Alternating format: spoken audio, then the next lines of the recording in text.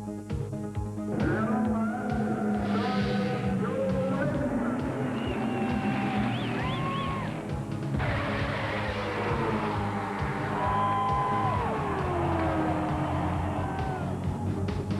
roar is over. Brought to you by Hardee's. All kinds of good stuff.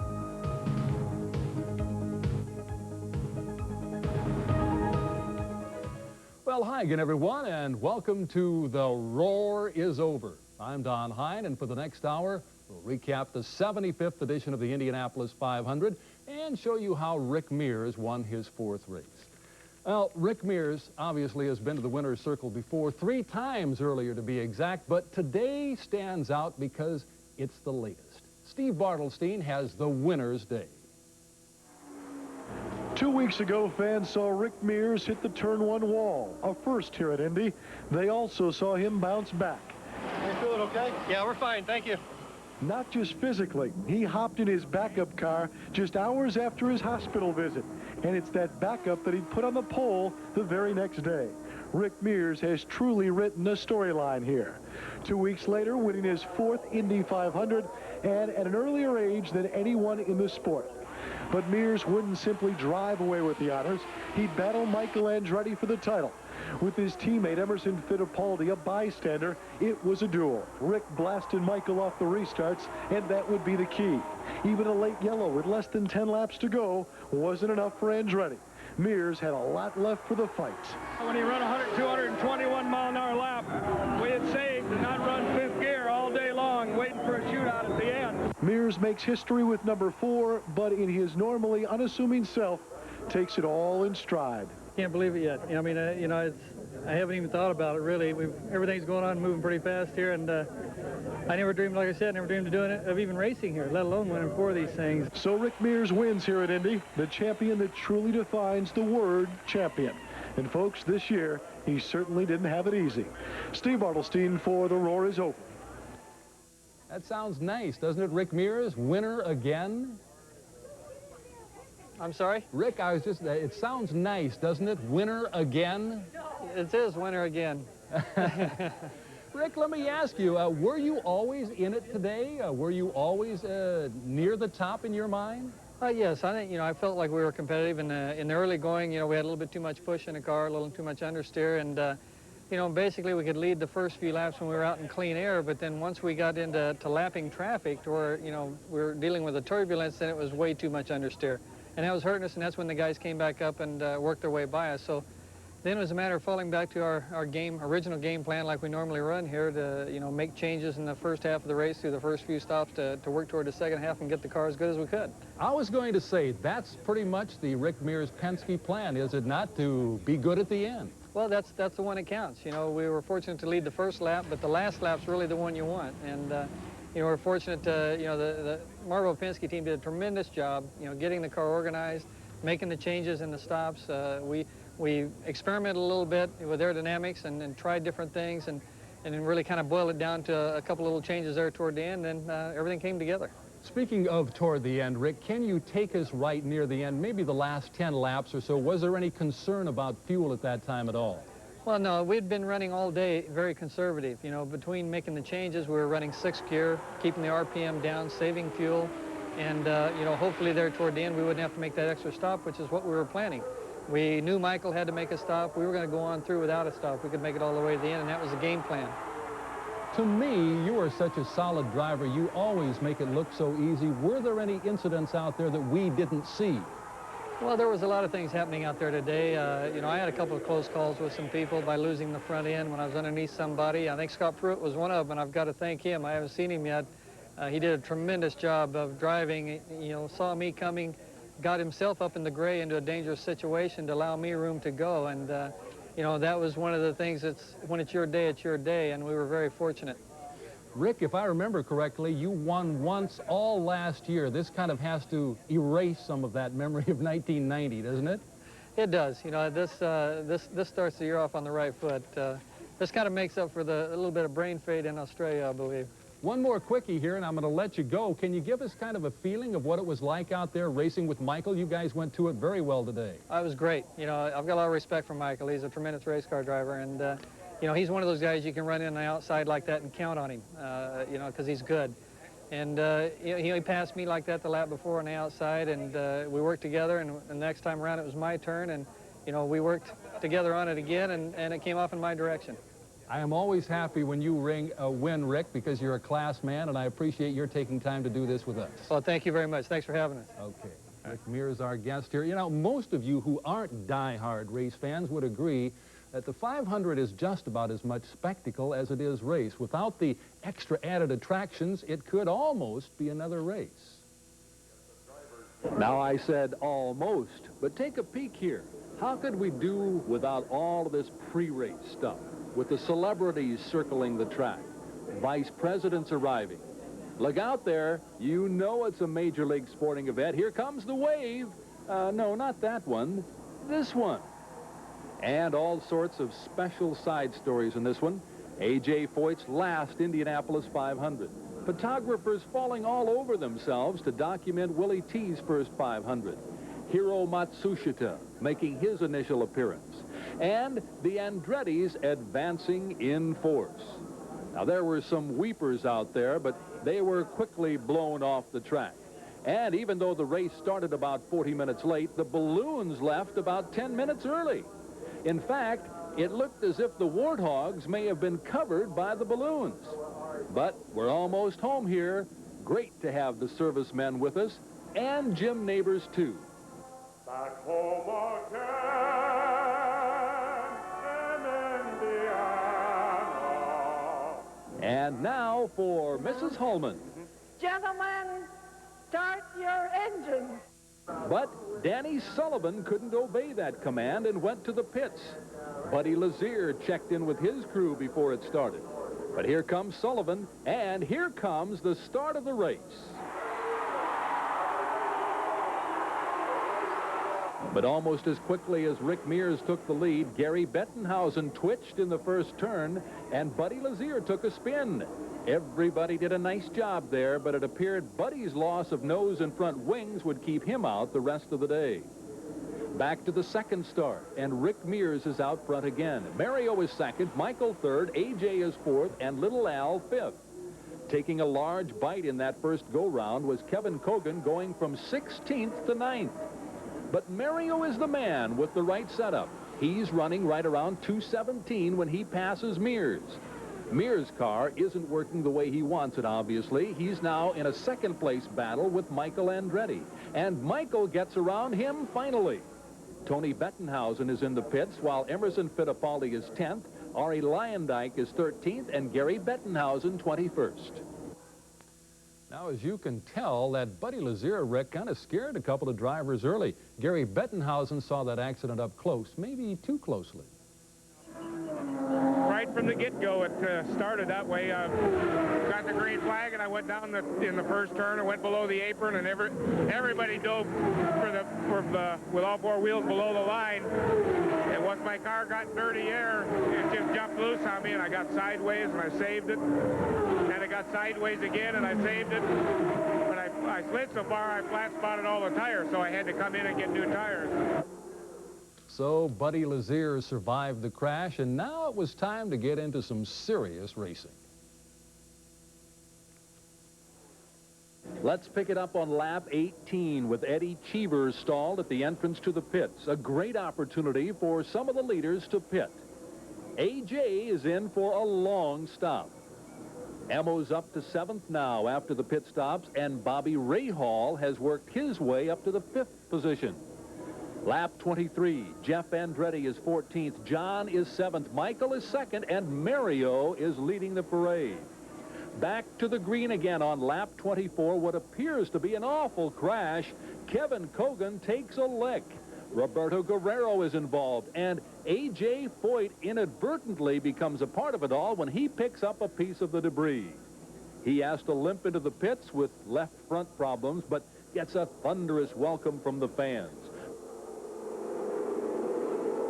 I tried to miss the two cars, which I did, and I guess part of the suspension or something is what caught the left front. I thought I had it, you know, home clear, and I guess you'd say that's racing. Roberto Guerrero, what happened in that accident? I was a little bit ahead, and And as I said, I left exactly the same room that I had left in turns 2, 3, and 4, and then I felt a little bump, and that was it. And an update on the condition of Kogan.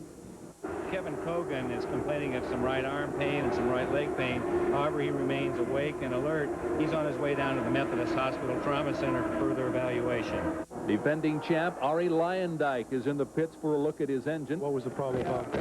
We had a cracked plug, and they changed it. It appears to be okay at this point, and we brought him back in to top the fuel off, and hopefully we'll try to get that lap back. And he's back out again.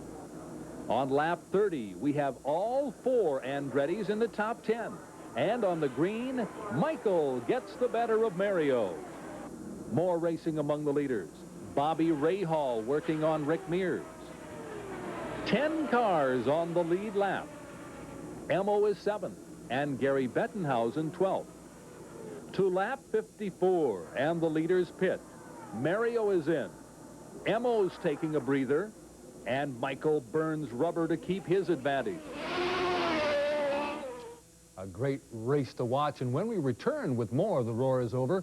Rick Mears, of course, is a happy guy, but Michael Andretti could well have been the lucky guy. When we return, a look at Michael's day. Traffic's been crazy around here. Something about chicken. It's great. Crispy, juicy, delicious. Hardee's Fried Chicken. Taste preferred 63-37 over Kentucky Fried Chicken original recipe. Sorry about that. It's the truth. I don't like Kentucky. I don't ever buy Kentucky. Hardee's chicken is ripping. It's the best chicken I have ever eaten.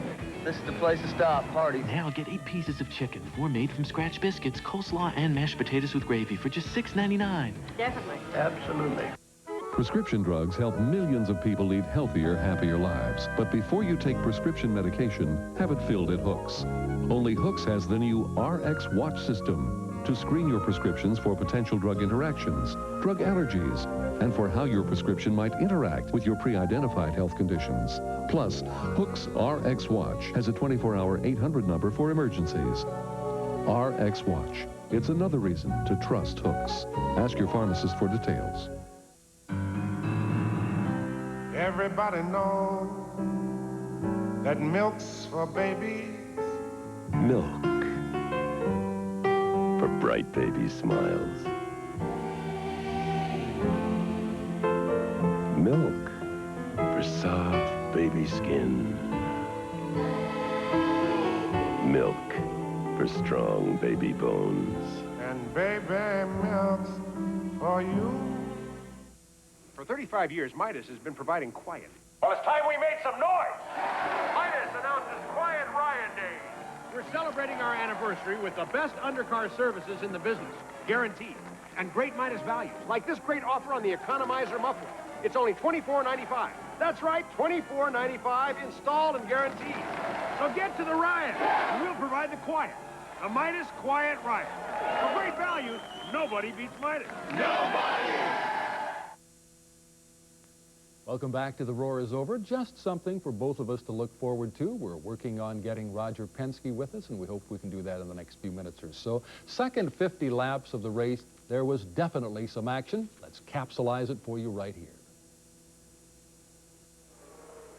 Michael Andretti's had some great runs here at the Brickyard, but it looked like this time he'd do more than have a great run. It looked like he might win it all. Michael got the jump on the field, and by lap 70, he had a lead at 25 seconds. Wife Sandy, always the intense one, had her fingers crossed. What's going through your mind right now? Oh, God. I just want to hit lap 100 before it rains. And I don't know, we just have to see the checker flag. And things will get interesting on Michael's second pit stop. A flat left rear slowed him down and put Emerson Fittipaldi in the hunt. On lap 110, Emo took the lead, but a gearbox problem later knocked Emo out of the race for good. So Michael was back in front. And thanks to some super pit work with 16 laps left, kept Rick in his rearview mirror. Mears and Michael would duel for the last 15 laps, but Michael began to run out of horsepower with 10 laps left. Last 10 laps, when I was doing my fastest laps that I ran in the race, he was doing about another mile per hour better, and there's nothing I could do. And as the laps counted down, Michael fell farther and farther behind. His team's faces tell the story. Michael will have to settle for second. The car was running really well all race. We were right in a hunt from the word go, and you know, I felt good about it. I thought we might have a shot, and in the end, Rick just had too much for us. Yes, fortunes can change pretty quickly at the Speedway. I'm Lee Owens for The Roar is Over. As a matter of fact, he has a 16-second lead with 9 cars on the lead lap. Rookie of the Year candidate Mike Groff, the quickest rookie to have qualified here, wasn't thinking about speed. He was having clutch problems, and with clutch problems, it's go, stall, go, stall. We had a bit of a problem with the clutch, you know, during one of the pit stops. I think we lost 2 laps or something, but we were coming back pretty strong, and we ended up, I think it was the water pipe that broke on us.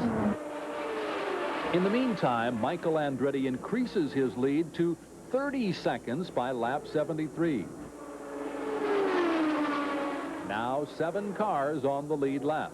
Let's watch some of that pit action. I don't need to tell you that this race has been won and lost right here many times. Mario with a good stop. Michael likewise. Emo's in. Gary B's in. And the Craco team of Unser and Ray Hall right in the thick of it. Rick, that was a good one, wasn't it? Good job. These guys do a good job. To lap 83, where Taro Palmroth in 23 is slowing down, and you can see the reason. And for that reason, Palmroth wants to get the heck out of the car. The firemen seem to say, just relax, Taro, and we'll get you out. But he's struggling and finally extricates himself. Well, you know what happens when that yellow comes out. Michael makes sure he elbows his way first into the pits. He leads. Emo's second, Al Unser third, Ray Hall is fourth, and Mario fifth. Ari Leyendyke is in the pits, and right now he's 7th. Still on the yellow, Michael Andretti continues to lead. And we're back to the action. And Emerson Fittipaldi has no problems getting around Gary Bettenhausen. Gary has a problem as his engine starts to pop, and he's done for the day. Well, once we got the car to where it was handling good, we were really running hard again. I think we're up running 213s and 14s, almost as fast as the leaders. But I was running 5th gear trying to make up for lost ground, and that's our qualifying gear. So I was turning it pretty hard, and I think it broke a rocker arm. Gary's 19th race, his top finish 3rd back in 1980. Right now, Rick Mears is running 6th. Jeff Brabham doing a nice job in 10th place, and Danny Sullivan still with us after that hesitating start is 11th. We're in an official race now, lap 101, and Michael Andretti has a 2-second lead on Emerson Fittipaldi. Ah, what a great entree to Danny Sullivan. We're going to break for commercial here. Alfa Romeo kind of had a bittersweet day, and Danny will talk about that with us when he returns along with A.J. Foot.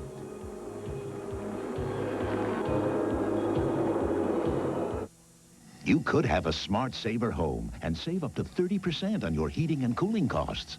Or you could stay with gas.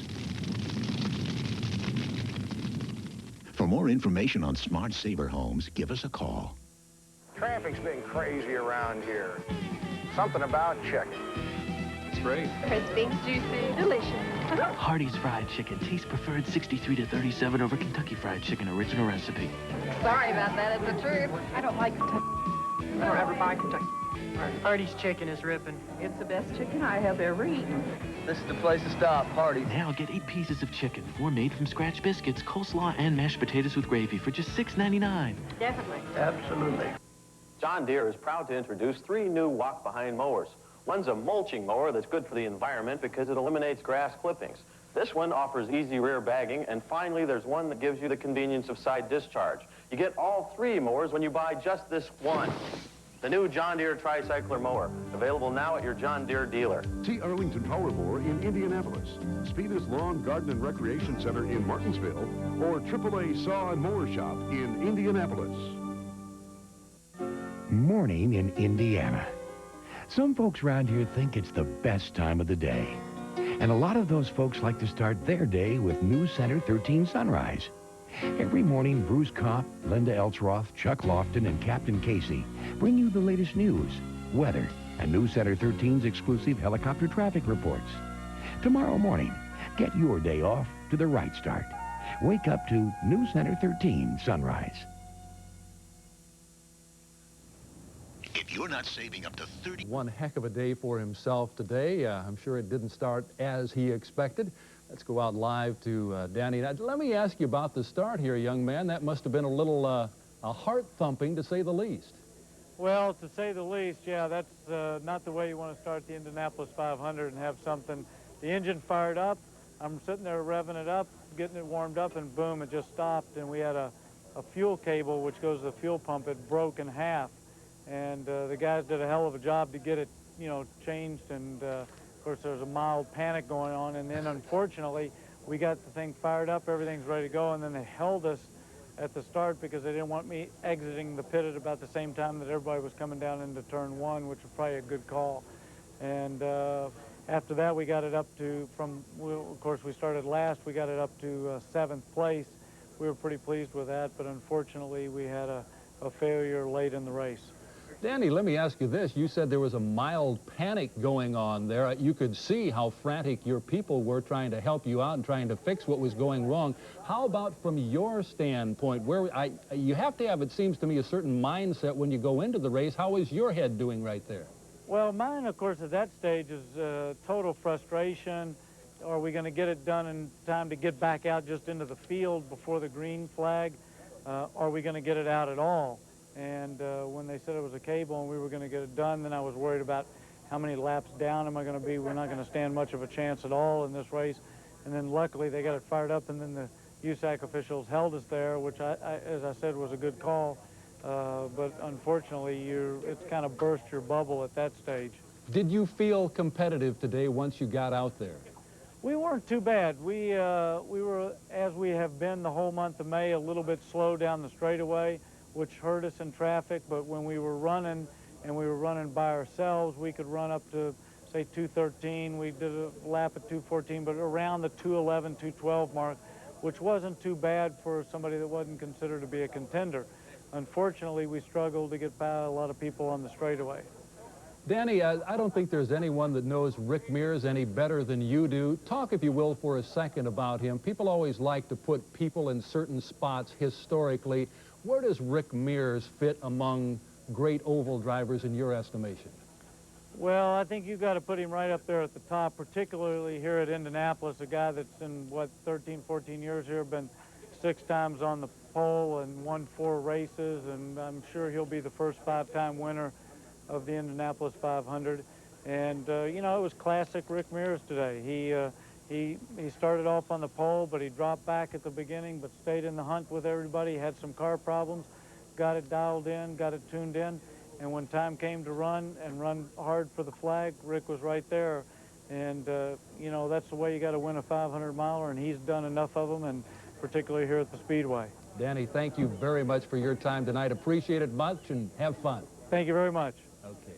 Danny Sullivan, our guest here. Now, the final chapter for at least one driver came to an earlier than expected close, and Lee Owens tells you how A.J. Foyt closed out his Indianapolis 500 career.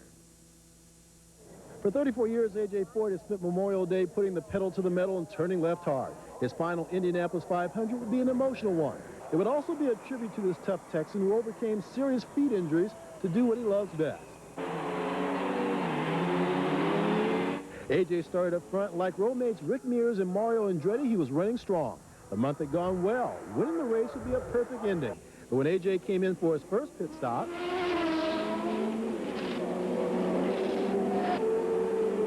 A.J.'s crew was having trouble with a left wheel nut. But A.J. was back on the track, holding his own with the leaders. That is until lap 24 when Kevin Cogan and Roberto Guerrero tangled.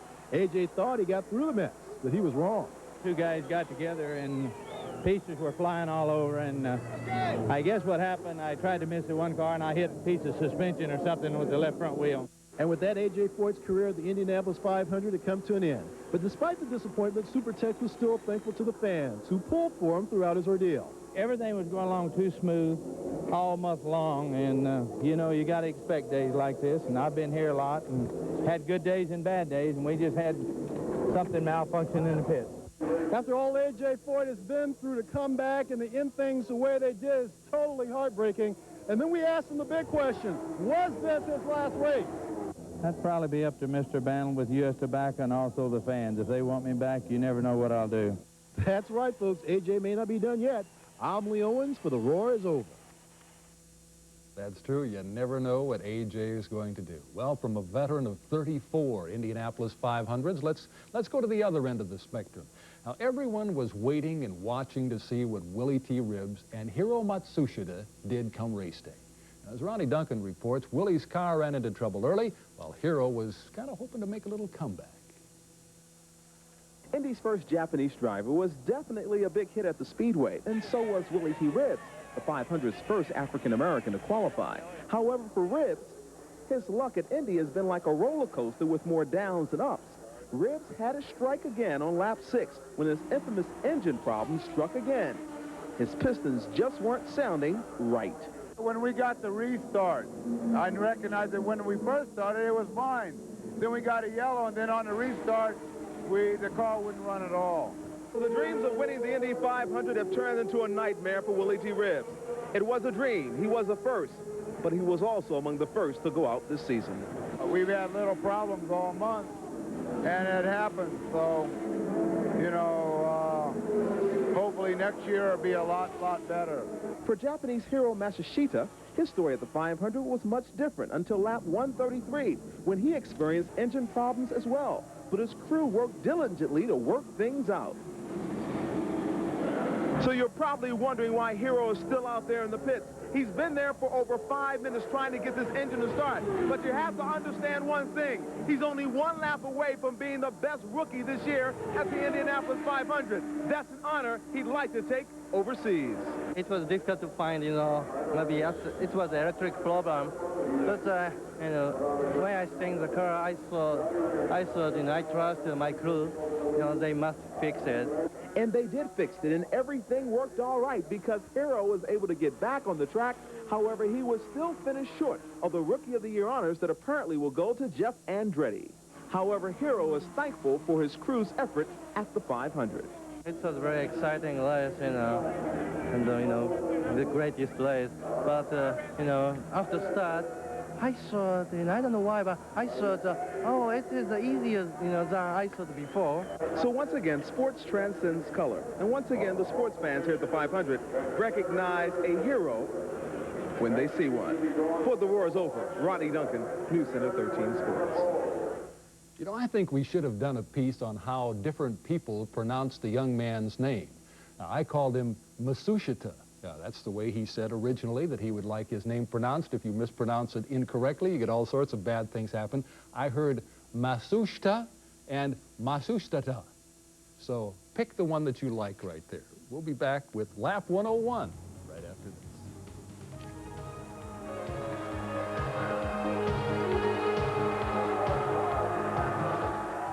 Traffic's been crazy around here. Something about chicken. Great. Crispy, juicy, delicious. Hardee's Fried Chicken. Taste preferred 63 to 37 over Kentucky Fried Chicken original recipe. Sorry about that. It's the truth. I don't like Kentucky. I don't ever buy Kentucky. Hardee's chicken is ripping. It's the best chicken I have ever eaten. This is the place to stop, Hardee's. Now get 8 pieces of chicken, 4 made from scratch biscuits, coleslaw, and mashed potatoes with gravy for just $6.99. Definitely. Absolutely. Now at Pickway, save with smart buys on summer footwear fashions for the whole family. Great canvas casuals and sandals are now just $3.99 to $7.99. Smart style, smart savings at Pickway Shoes. Smart choice. For more smart buys, get into Pickway now. This entire selection of sandals is Pickway priced at 2 pairs for just $20. Now that's smart fashion value for your money. From Pickway Shoes. Smart choice. It's no secret why some room additions outshine others. Discover the beauty of Anderson windows and patio doors. A beauty that seems to get better with age.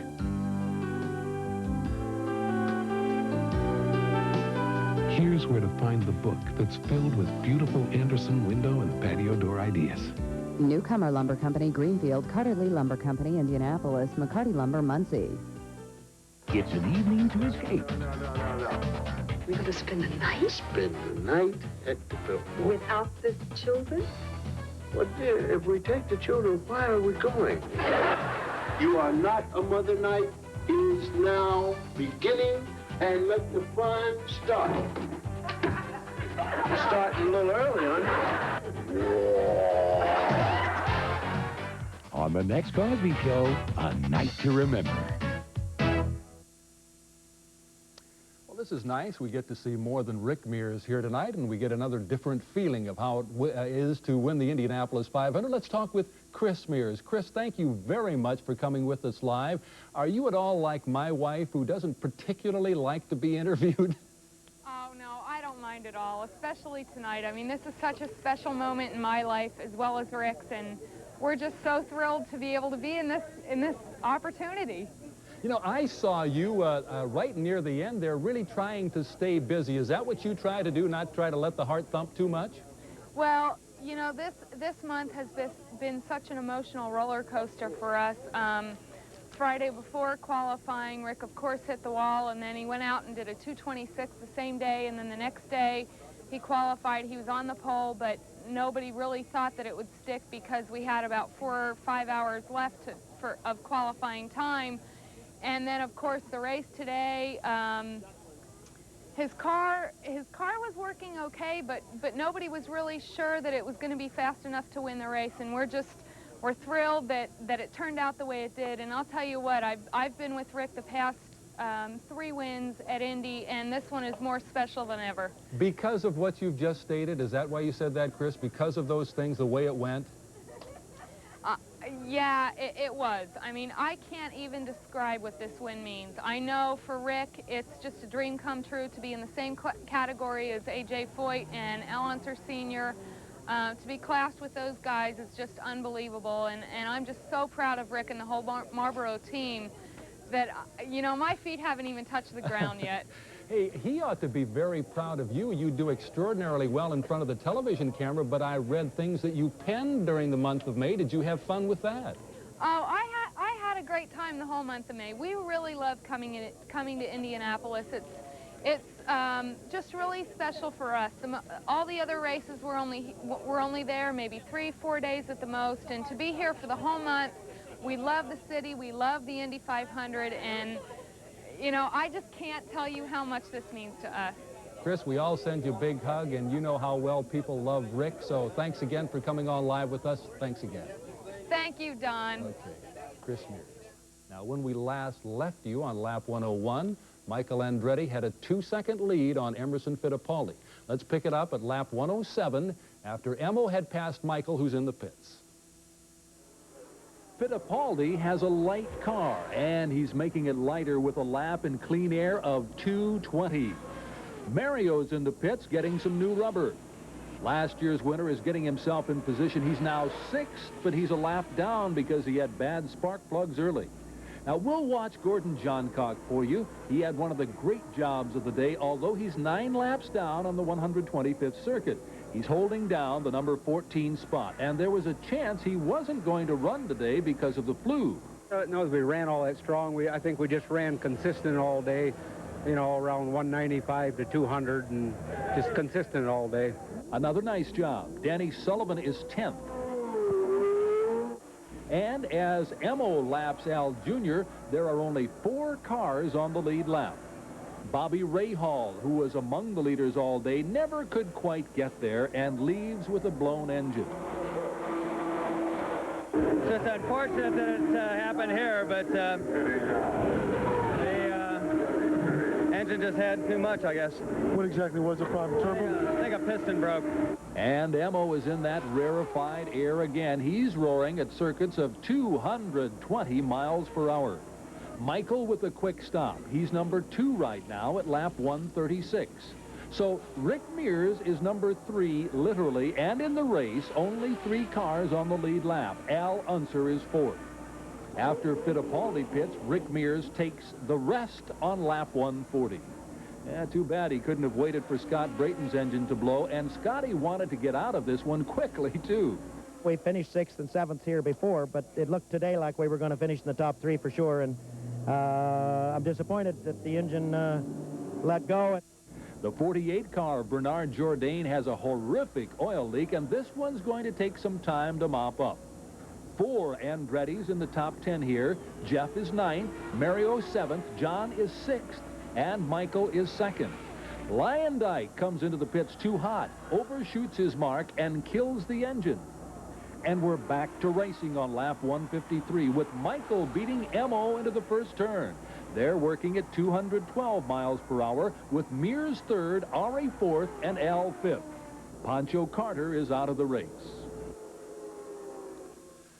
Well, today obviously was Rick Mears' day, but it was a bad luck day for some other drivers, and Steve Bartelstein tells you who is upset and why.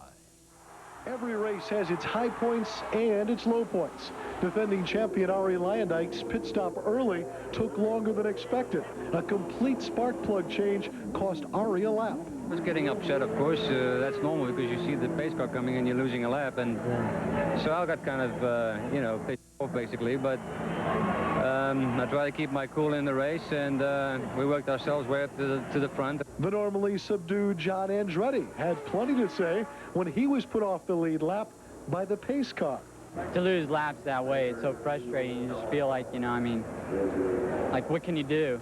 And that's what I'm disappointed about. I mean, we lost all chance of winning early because of that. And perhaps the most controversial penalty was assessed to another Andretti, Mario, who was black flagged for his path below the white line.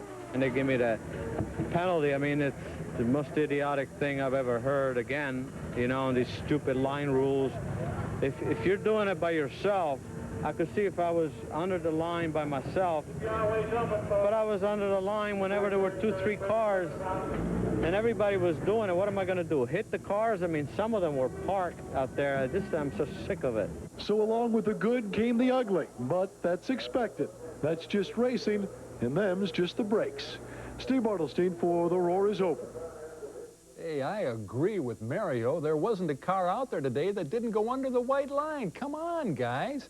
Well, thousands of race fans got to the track early hoping they wouldn't have to wait 3 years to find a parking space, and then there were those who made the best of the day. Kevin Rader visited with them. If you admire anything about race fans, it may very well be their patience. From the time the gates open, traffic is heavy. We've been in line up there on 74 since probably 4 o'clock this morning. About 5 hours. Yeah. We come earlier every year and we still have to wait in line. The ability to go with the flow is also worth mentioning. Rain may hamper traction for cars, but it smooths things over in the infield near turn number 4. I saw the mud. I said, man, that looks like fun, because I used to do it in football practice. It was there. Yeah, it was there, man. It's good for the complexion. Authorities keep close tabs from up above, making sure the complexion of things doesn't turn ugly. It's wet out here, you know, it's messy, but everybody's having fun, and we haven't had any trouble. The sun echoes that fact minutes later, allowing fans to venture into the stands for breakfast of chicken and Pringles already. At Indy, you make do. We're hoping for a little bit better conditions, but I think we're going to get it going. Because even on a rainy day, just because it's really awesome, like, it's so big. Kevin Rader, News Center 13. I thought for sure that Kevin was going to mention that our own Chris Bilyeu had eggs, sausage, and pancakes for us this morning. For shame, Kevin.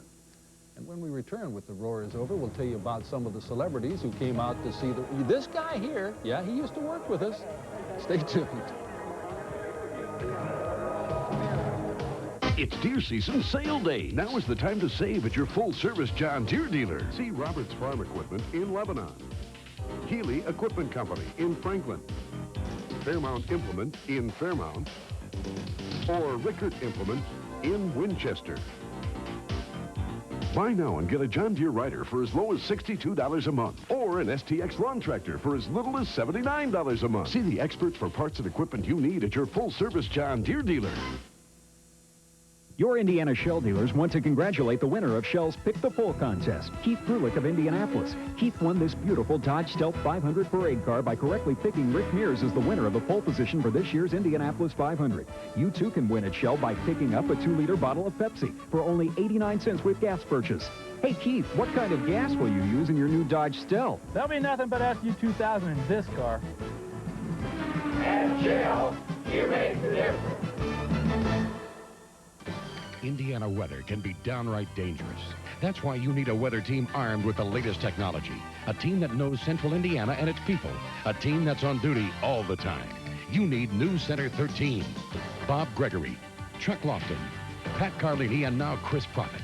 The largest weather team in the state working round the clock to keep you informed. When weather in Indiana is at its worst, people count on the weather team at News Center 13. Get ready for Hollywood's Welcome Home Desert Storm Parade with honorary co-chairman Bob Hope and Jimmy Stewart. Join hosts Bob Eubanks and Lisa Gibbons for a holiday salute to the soldiers of Desert Storm and all United States veterans. Don't miss Hollywood's top stars in a spectacular parade featuring state-of-the-art military equipment, a demonstration of air power, and a special tribute to each branch of the armed services. The Hollywood Welcome Home Desert Storm Parade. Hollywood's Welcome Home Desert Storm Parade, Monday morning at 10 on WTHR.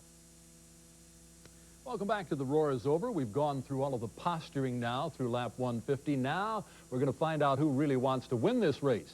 Jeff Andretti has just left with a blown engine, and our leader has a problem here too. And the problem is he has no clutch. So the plan has to be keeping his pit stops to a minimum, 1. Michael has a game plan too. All he wants is a splash of fuel and he's gone. All right, let's watch Emil. His crew tries to give him all the push they can, but it just wasn't to be. And after one circuit, Emil is out of the race. Well, it's just we had a problem in the gearbox, same as I had in Long Beach. I was very disappointed. I mean, the car was beautiful, running so strong the whole race. Were you the best car out there? Oh, for sure, oh yes. I mean, the whole race, I'm sure I was the best car the whole race, more consistent.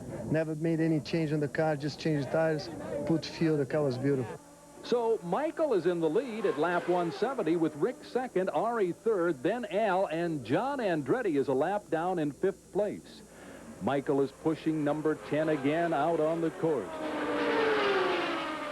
Danny Sullivan drops out with an engine problem in his Alfa. That's the luck that Michael needed for a little top-off of his fuel. And while he came in, Rick Mears stayed on the course. At 184 laps, there are 12 cars remaining. And what a great drag race when the green is again shown. It's Rick. No, it's Michael in the short chute. And then Rick passes on the next lap, lap 188. And Mario is slowing down in turn 3. The typical boo bird saying Mario was making an advantageous exit in Michael's behalf. So Mario sits while the field passes. And Chris Mears is keeping herself busy with Rick leading at 192. Back to the green the next time around, and Mears is running laps right around 222. How many of you remember Rick Mears in 1990? Just one victory. On the white flag lap, those memories are gone, and Mears, with fist in air, pulls a 1969 Mario, crashes his primary car, and wins by a smidge over 3 seconds in his backup. His 4th victory at Indianapolis, right there with A.J. Foyt and Al Unser Sr. Michael is 2nd, Ari 3rd, Al 4th, John Andretti 5th, and Gordon Johncock is 6th. By the way, stick around to the end. We have the order of finish for all 33 cars. Now, for drivers like Rick Mears, running at Indy, of course, is old hat, but for 5 others, this was a brand new experience. Jeff Andretti was one of them. Last year, Jeff was bumped by Salt Walther on the last day of qualifying, but this year, things a bit different. He qualified 11th, did the family name proud by staying out of trouble for 150 laps until engine problems ended his day. He is certainly deserving of Rookie of the Year honors. It's always good to have that in your resume, so hopefully we accomplished it today, but we'll have to wait and see what's going to happen. The judges are going to have to make that decision. Well, this kid is one of the judges, and he made partially that decision. From the rookies of the season to the veterans 2 weeks ago, Gordon Johncock was working his farm in Michigan. He was moving a whole heck of a lot quicker today. He kept this turkey together for 200 laps, and folks, he finished in great position, 6th. I don't know if we ran all that strong. I think we just ran consistent all day, you know, around 195 to 200, and just consistent all day. I would rather start on the rear end and then in the middle of the pack. I'm back there where I can watch what goes on and I can get away from it. I don't have to worry about somebody hitting me in the rear. So the question for you, is he going to have some more races? Well, I always put Gordy in the car. When we had a car available, that's why the first person I called. Gordy's my buddy, and we've raced a few races the last 2 years, and I know he's competitive. And like I say, this guy, they say his birth certificate says 54, but I know he's 20. And I'm sure if you gave Gordy his druthers, he would rather start way up front and have some consideration there about somebody maybe running into his rear. Think of the Indianapolis 500. You, of course, think of Rick Mears. You think of A.J. Foyt, the Andrettis, the Unsers. But come race day, those famous race car drivers kind of bring out some of the other famous Americans from Hollywood to Washington. More here from Kevin. Clouds clear just in time to let the stars come out. Racing fans keep their eyes on the skies and their cameras on the celebrities. It's a chance for Hollywood types like John Travolta to rub shoulders with the likes of defending champion Ari Lyondike, for actor James Garner to pursue his passion. This is the pinnacle of automobile racing right here. This is the race of the world. And for Jim Neighbors to come back home in Indiana. As a matter of fact, all year long, people say, hey, you're going to be at Indy this year. As far as I know, you know, so it's always exciting. It's even more so this year with the appearance of General Norman Schwarzkopf. Vice President and Mrs. Quayle sum it all up. We're going to have a great day. How could you go wrong with Paul Newman in the pits and Lee Iacocca strolling through Gasoline Alley?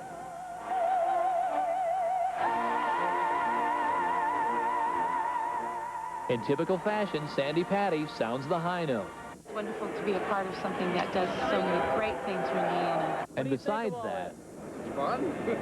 Kevin Rader for The Roar is over. And I'll tell you what, Florence Henderson did a heck of a job on America, huh? Let's hear it for Florence. And when we return with The Roar is over, we'll have some final thoughts and give you the final order finish. So hang in. Congratulations, Rick. For 35 years, Midas has been providing quiet. Well, it's time we made some noise. Midas announces Quiet Riot Day.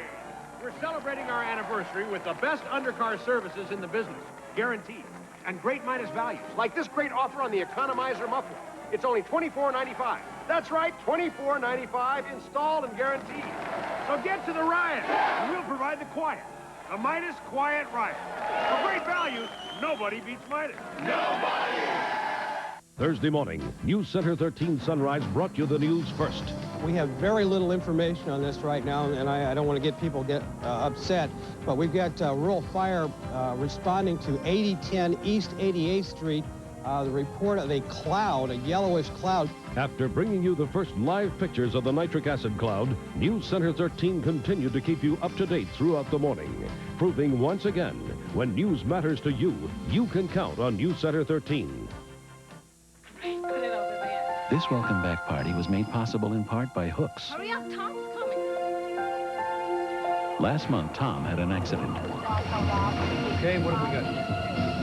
RX Watch. With one call to the Hooks 24-hour RX Watch computer headquarters, the doctors got a report on Tom's health conditions and prescriptions. Information that may have saved his life. Only Hooks has RX Watch, and if you use it just once, it's worth it. Traffic's been crazy around here. Something about chicken. It's great. Crispy, juicy, delicious.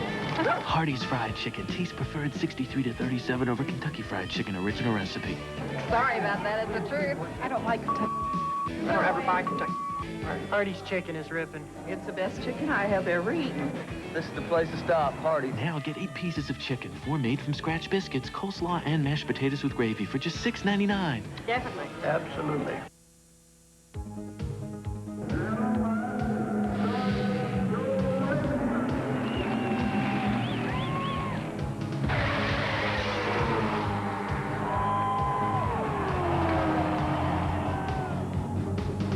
The Roar is over. Brought to you by your neighborhood Hooks Drug Stores and by Hardee's. All kinds of good stuff.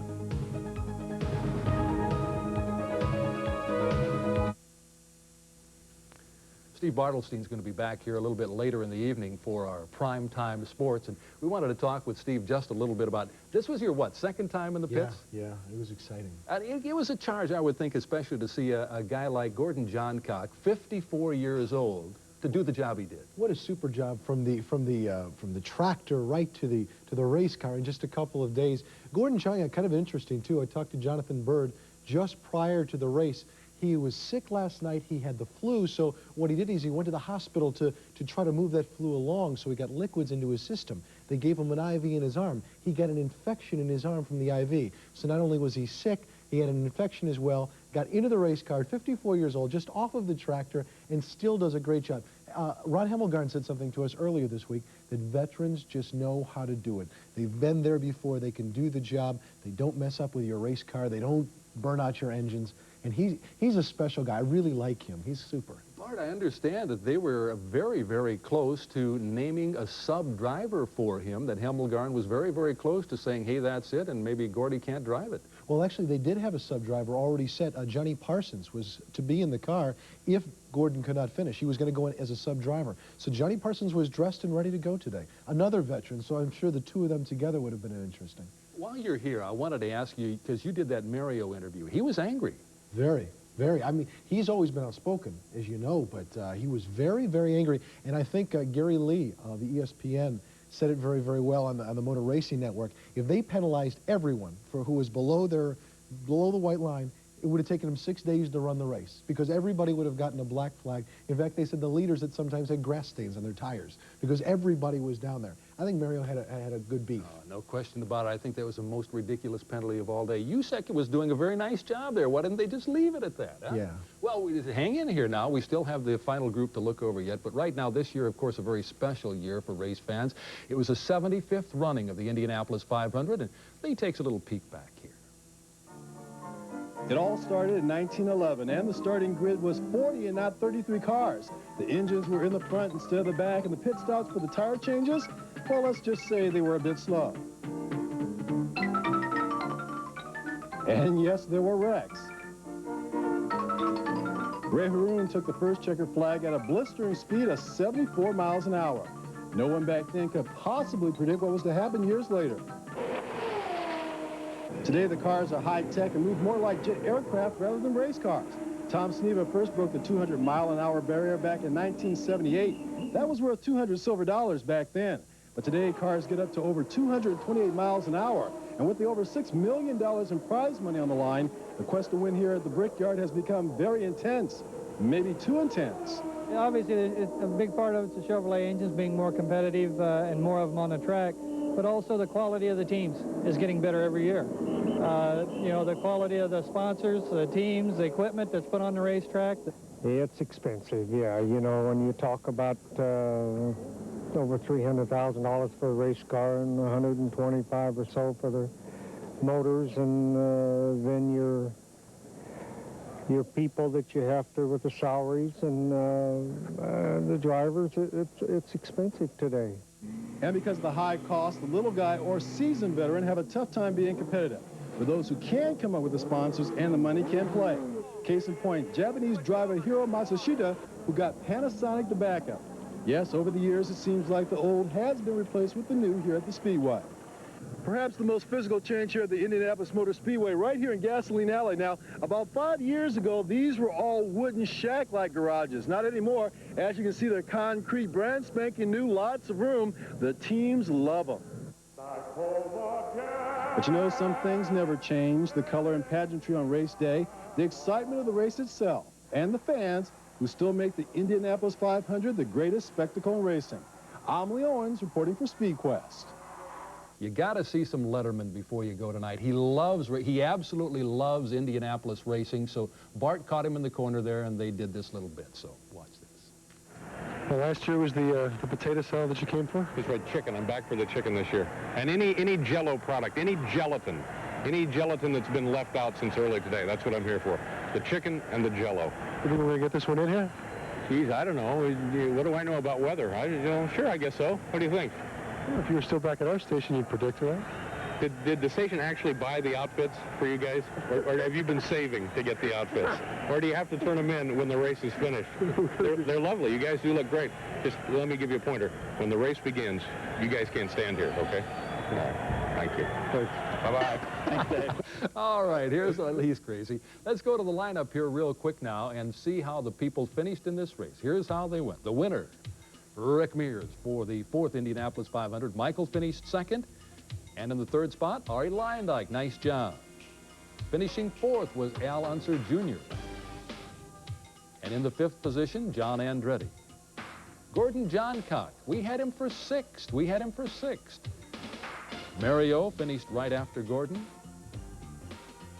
Stan Fox, 188 laps and running at the end. Tony Bettenhausen, kind of a quiet day, finishing up high again in some big bucks.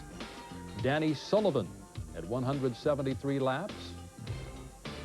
Emerson obviously was one of the cars that had a great shot at winning this year's 500. And here's Scotty Pruitt. Didn't talk much about him today, Bart. He was in the thick of it there, too. Did a good job. The Judd engine.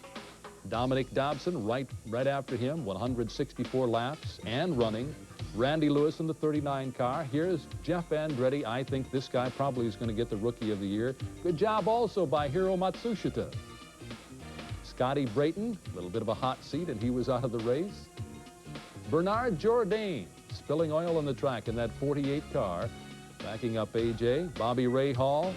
Well, he thought it would be his year, too. Finished second so many times, but couldn't get number 1. Jeff Brabham got as high as 10th. Pancho Carter in the number 12 car. Gary Bettenhausen, the quick Buick, but he couldn't make it work today. Terrell Palmroth in the 23 machine. Very anxious to get out of his car. Mike Groff, the quickest rookie of all time in the 91 Lola Cosworth. John Paul Jr., didn't hear much from John Paul today. Jimmy Crawford. Scott Goodyear in the 91 Judd.